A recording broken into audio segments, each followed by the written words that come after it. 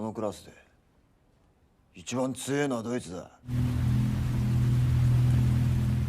Halo teman-teman, selamat datang kembali. Pada kesempatan kali ini, saya akan membahas suatu film yang sangat epik pada zamannya. Ya, kalian pasti tahulah mengenai sosok pemuda tersesat ini. Menceritakan mengenai kisah suatu sekolah yang sama sekali tidak ada pelajaran. Tanpa berlama-lama, mari kita langsung saja ke ceritanya. Film dimulai dengan diperlihatkannya seorang siswa baru SMA Suzuran yang bernama Genji Takiya yang tengah memandangi sebuah grafiti bertuliskan Raja Suzuran Tamao Serizawa. Kemudian dengan menaiki sebuah tangga, ia pun mengganti tulisan tersebut menjadi namanya sendiri, yaitu Genji Takiya. SMA Suzuran sendiri merupakan sebuah sekolah di Jepang yang berisi anak berandalan. Bahkan karena sering sekali berbuat ulah, murid-murid dari sekolah ini sering dijuluki sebagai gagak yang sering diartikan sebagai pembawa sial. Berganti ke upacara penerimaan siswa baru SMA Suzuran yang berjalan sangat kacau. Para siswanya sangat brutal, bahkan kepala sekolah dan guru-guru sama sekali tidak bisa menghandle acara tersebut. Sampai pada akhirnya upacara yang seharusnya berjalan dengan hikmat malah berubah menjadi acara tawuran. Di tengah tawuran tersebut terhenti karena sekelompok Yakuza datang ke tempat itu untuk mencari seorang siswa yang bernama Tamao Serizawa karena Serizawa telah berani menghajar salah satu anggota mereka. Namun yang muncul di sana malah Takiya Genji. Dengan santainya Genji berjalan melewati mereka yang membuat para Yakuza ini marah sehingga pertarungan pun tidak dapat terelakkan. Selang beberapa waktu Serizawa pun datang dengan sebuah motor yang remnya blong. Di sana ia juga menyaksikan dengan mudahnya Genji menghajar para Yakuza itu yang cukup menarik perhatian Serizawa dalam pertemuan pertamanya ini. Kemudian datanglah sekelompok polisi yang menjemput Serizawa karena memang Serizawa ini sering sekali membuat masalah dengan para polisi. Hal ini juga mengindikasikan bahwa Serizawa adalah sosok yang sangat kuat di SMA Suzuran. Mereka pun saling menatap yang menjadi awal dari persaingan mereka berdua. Malam harinya, Genji datang ke sebuah bar dan dia bertemu dengan seorang penyanyi di bar tersebut. Ialah seorang gadis cantik bernama Luka. Namun ketika Luka berusaha mendekatinya, Genji terlihat sangat cuek. Setelah itu Genji pulang ke rumahnya dan ternyata dia adalah anak dari seorang bos Yakuza. Genji ingin membuktikan kalau dia ini lebih hebat dari ayahnya, sehingga suatu saat ia bisa menjadi penerus ayahnya untuk menjalankan bisnis Yakuza. Tetapi sebelum itu Genji bertekad ingin menjadi raja di Suzuran demi membuktikan kelayakannya.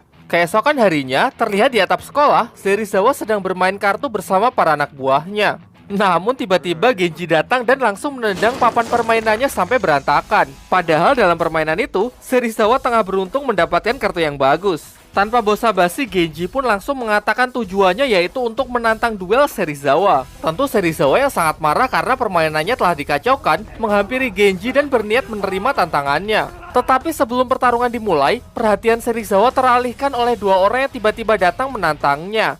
Karena momen itulah, Tokyo menyuruh Genji untuk menunda tantangannya. Ia menyuruh Genji untuk mengalahkan siswa kelas 2B bernama Rindaman terlebih dahulu sebelum berduel menantang Serizawa. Karena di sini Serizawa ingin meladeni Mikami bersaudara terlebih dahulu. Setelah Genji pergi dengan mudahnya, Serizawa mengalahkan mereka berdua. Genji pun pergi untuk mencari informasi mengenai Rindaman. Menurut anak-anak lain, Rindaman adalah sosok yang sangat kuat di sekolah itu. Bahkan banyak rumor yang mengatakan bahwa ia mampu mengalahkan 100 orang sendirian. Selang beberapa waktu, Rindaman pun muncul dengan sosoknya yang tinggi besar memancarkan aura yang sangat mengerikan. Setelah melihatnya secara langsung, Genji pun merasa bahwa ia masih belum bisa menang melawannya. Maka dari itu, ia akan kembali ke rencana awal untuk berfokus mengalahkan Tamao Serizawa. Lalu Genji yang tengah berdiri sendirian kemudian didatangi oleh Bang Ken. Ia adalah salah satu anggota Yakuza yang kesal terhadap Genji karena Genji telah memukul rekan-rekannya sebelumnya. Namun hanya dengan sekali pukulan dari Genji ia pun langsung tumbang. Singkat cerita, Genji malah berteman baik dengan Bang Ken. Bang Ken lalu menceritakan bahwa ia adalah alumni dari SMA Suzuran. Oleh karena itu, singkat cerita Genji pun memintanya agar memberikan tips dan trik untuk bisa menaklukkan sekolah tersebut. Bang Ken pun menjelaskan bahwa sebelum bisa menguasai Suzuran, Genji harus mengumpulkan anggota. Genji pun langsung mempraktekannya dengan mendatangi suatu kelas dan menantang bos di kelas tersebut. Majulah seorang siswa bernama Chuta, orang terkuat di kelas tersebut yang akan menerima tantangan Genji. Genji pun langsung menunjukkan kekuatannya dengan bertarung melawan Chuta tanpa terluka sedikit pun. Sampai akhirnya Chuta pun mengakuinya dan bersedia menjadi anggota Genji. Chuta yang telah bergabung dengan Genji adalah langkah awalnya untuk bisa menguasai Suzuran. Namun tentu saja itu masih belum cukup sehingga ia perlu mencari anggota yang lain. Kemudian Chuta yang lebih berpengalaman menceritakan struktur kekuatan di SMA Suzuran. Yang pertama, ada Hideto Bando yang menjadi ketua dari geng Amored Front. Ia pindah ke Suzuran sebagai siswa kelas 2. Di kelas 1, ada trio Ebisuka yang terkenal sangat kuat. Kemudian ada juga Rindaman siswa kelas 2, namun ia tidak masuk ke dalam geng manapun. Di Suzuran sepertinya ia hanya ingin bertindak sebagai pengamat. Namun yang paling perlu diwaspadai adalah si monster Tamao Serizawa. Kelompoknya adalah yang terbesar di Suzuran, dan dialah yang dianggap sebagai kandidat terkuat yang mungkin bisa menguasai sekolah tersebut. Dan kabar terbaru, Mikami bersaudara juga bergabung dengan Serizawa setelah mereka dikalahkan. Ada juga kelas 3C yang dikuasai oleh Takashi Makise. Meskipun ia sering kalah oleh Serizawa, namun ia enggan untuk menyerah dan tetap tidak mau mengakui Serizawa. Itulah sebabnya ia memiliki pengikut yang cukup banyak. Tetapi meskipun memiliki pendirian yang sangat kuat, Makise sangat lemah terhadap wanita. Karena itulah Bangken memiliki ide untuk mencarikan Makise perempuan agar ia bersedia bergabung dengan Genji. Genji pun lalu menemuinya dan mengundangnya datang ke sebuah grup kencan bersama para perempuan. Malam harinya, Makise memenuhi undangan itu dan datang ke sebuah kafe. Genji mengajak Luka dan 2 orang teman ceweknya untuk datang ke kencan itu. Karena tak tahan melihat gadis-gadis cantik di depan matanya, Makise pun langsung keluar di tempat. Ternyata sejak awal ia memang memiliki kelainan yang sangat aneh. Acara mereka pun sangat canggung dan tidak berjalan sesuai rencana. Namun di sini Bangken sudah menyiapkan rencana cadangan, yaitu dengan menyuruh Chuta agar menggoda perempuan incaran Makise agar Makise nantinya bisa bertindak sebagai pahlawan. Tetapi di luar dugaan, Luka yang tidak terima temannya diganggu langsung mengambil sebuah garpu dan menusukkannya ke Chuta. Kini karena insiden itulah rencana mereka jadi ketahuan. Luka dan kedua temannya pun marah lalu langsung pergi meninggalkan tempat itu. Dengan ini rencana Genji dan kawan-kawan pun gagal total. Bahkan Genji malah sampai menangis karena dimarahin oleh Luka. Karena rencana kencan telah gagal, Bangken pun mengusulkan untuk pergi ke tempat pijat plus. Namun bahkan cuma mendengar hal itu, Makise pun langsung keluar di tempat. Karena hal itulah Genji malah membelikan celana yang baru untuk Makise. Momen-momen itulah yang kini membuat mereka bisa tertawa bersama. Singkat cerita, karena keseruan di malam itu, Makise pun bersedia menyerahkan kelas C di bawah kepemimpinan Genji. Kabar Makise yang telah ditaklukkan oleh Genji sampai ke telinga Serizawa. Namun Serizawa sama sekali tidak cemas dan terlihat santai-santai saja. Keesokan harinya, pemimpin dari kelas 3D bernama Izaki datang menemui Genji. Ia dengan sukarela menawarkan dirinya untuk bergabung, namun di sini ia malah menjebak Genji. Sendirian Genji pun dikepung oleh puluhan anak buah Izaki.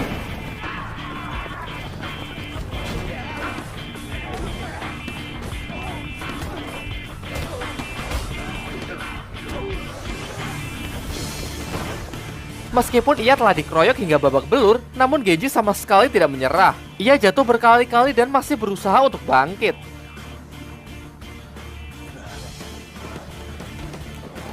Hal inilah yang akhirnya membuat Izaki luluh karena melihat tekad Genji yang begitu kuat. Ia pun malah menggendong Genji ke tempat Chuta dan Makise dan menyatakan kalau ia bersedia bergabung dengan Genji. Kini secara resmi Genji pun telah berhasil mendirikan gengnya sendiri yang ia beri nama Genji Perfect Seiha atau yang disingkat GPS.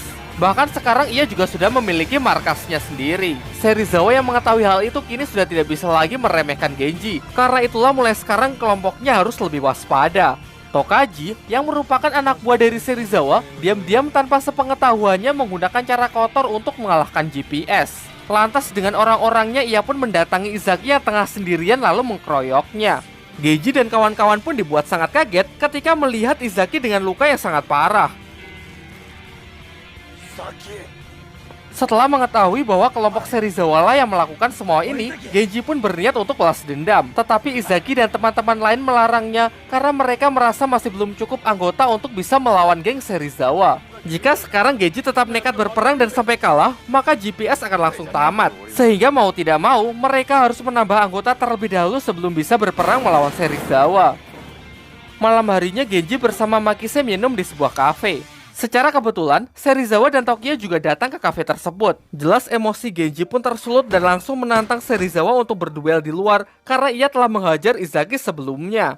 Di sini Serizawa dibuat bingung oleh perkataan Genji karena ia memang tidak mengetahui apa-apa. Namun di tengah ketegangan mereka, penyakit Tokyo pun kambuh yang membuatnya jatuh pingsan. Dari sini akhirnya pun diketahui bahwa ternyata Tokyo mengidam suatu penyakit otak dan harus segera dioperasi. Akan tetapi peluang keberhasilan operasi tersebut tidak lebih dari 30%. Meskipun selama ini Tokyo selalu menyembunyikan penyakitnya dari Serizawa, namun sebenarnya Serizawa sudah mengetahui penyakit dari sahabat dekatnya tersebut.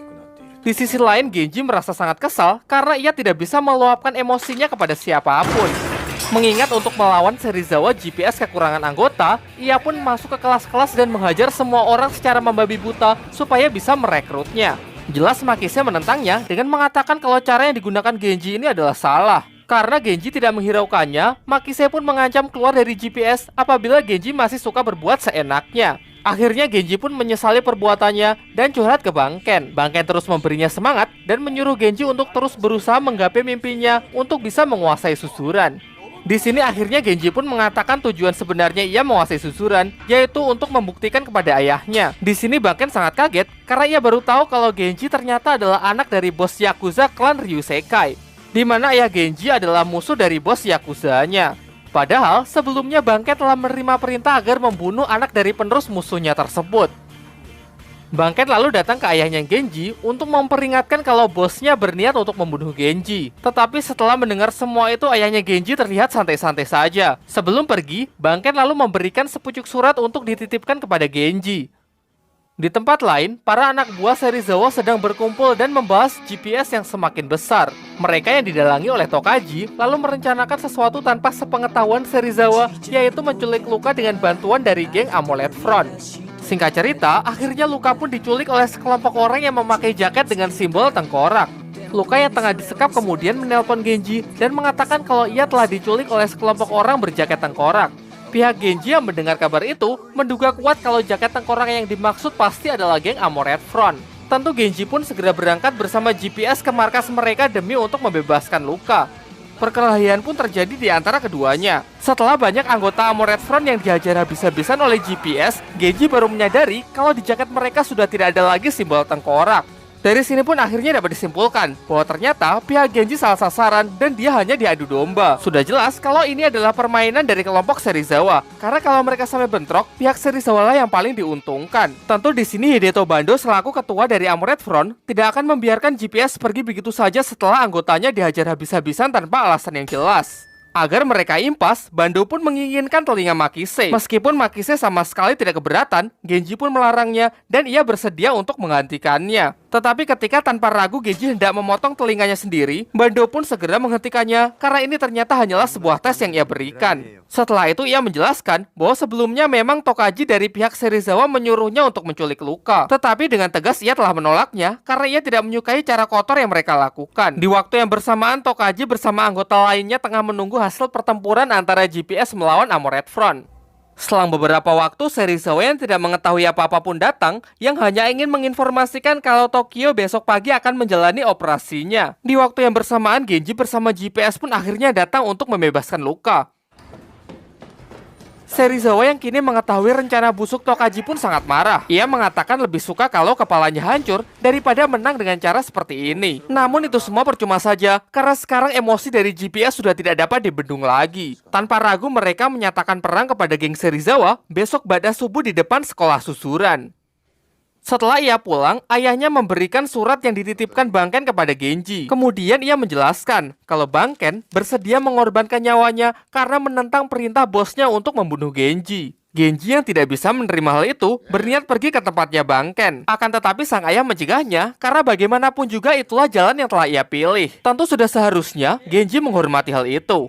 Di waktu yang bersamaan, Banken datang ke tempat bosnya, lalu mengembalikan pistol yang dulu diberikan kepadanya untuk membunuh Genji. Sudah jelas hukuman bagi anggota Yakuza yang menentang perintah adalah eksekusi mati. Kemudian dibawalah Banken ke sebuah danau, tempat ia akan menjalani eksekusinya. Sang bos memberikan jas yang ia kenakan sebagai bentuk penghormatan terakhir. Meskipun di sepanjang film ia selalu digambarkan sebagai pria bodoh yang sangat pengecut, ternyata Banken memiliki keteguhan hati yang sangat kuat. Ia benar-benar sudah membulatkan tekadnya karena ia tidak ingin merenggut masa depan Genji. Singkat cerita, Genji pun sudah siap dengan pasukannya. Begitu juga dengan Serizawa yang siap menunggu kedatangan GPS. Sebagai pimpinan, ia juga memberikan semangat kembali kepada Tokaji yang sepertinya telah menyesali perbuatannya. Ia mengajaknya untuk bertarung bersama demi membuat bangga Tokyo yang tengah berjuang dengan operasinya.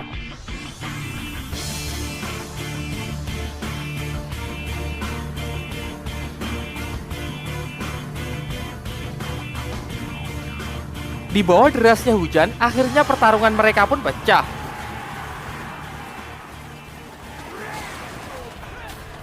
Di pertengahan, pihak Serizawa lah yang terlihat menguasai jalannya pertarungan. Karena memang sejak awal, GPS memang sudah kalah jumlah. Namun keadaan pun menjadi seimbang setelah kedatangan Armored Front yang dipimpin oleh Hideto Bando. Ia pun bertarung membantu GPS karena kesal kepada pihak Serizawa yang sebelumnya telah mencemarkan nama baik mereka.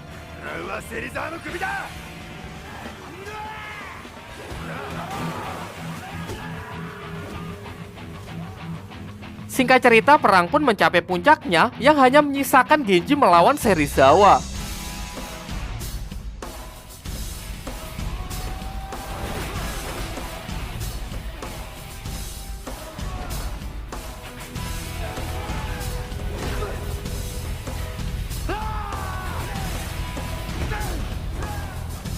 Kembali ke tempat Bangken yang tengah menjalani eksekusinya. Ia pun ditembak beberapa kali dan langsung dijatuhkan ke dalam danau. Di waktu yang bersamaan, Genji tengah bertarung mati-matian melawan Serizawa yang memperlihatkan kalau mereka memiliki kekuatan yang seimbang. Namun pada akhirnya Genji lah yang memiliki tekad lebih kuat sehingga ialah orang terakhir yang masih mampu berdiri di hadapan Serizawa yang sudah menyerah karena tidak sanggup bangkit kembali. Dengan ini, GPS lah yang keluar sebagai pemenang. Setelah perang berakhir, Serizawa pun mendapatkan kabar gembira kalau operasi Tokyo telah berhasil. Di waktu yang bersamaan, Bangken yang sebelumnya tenggelam di danau ternyata masih hidup dan berhasil naik ke permukaan. Karena ternyata jas yang diberikan bosnya sebelum eksekusi adalah jas anti peluru.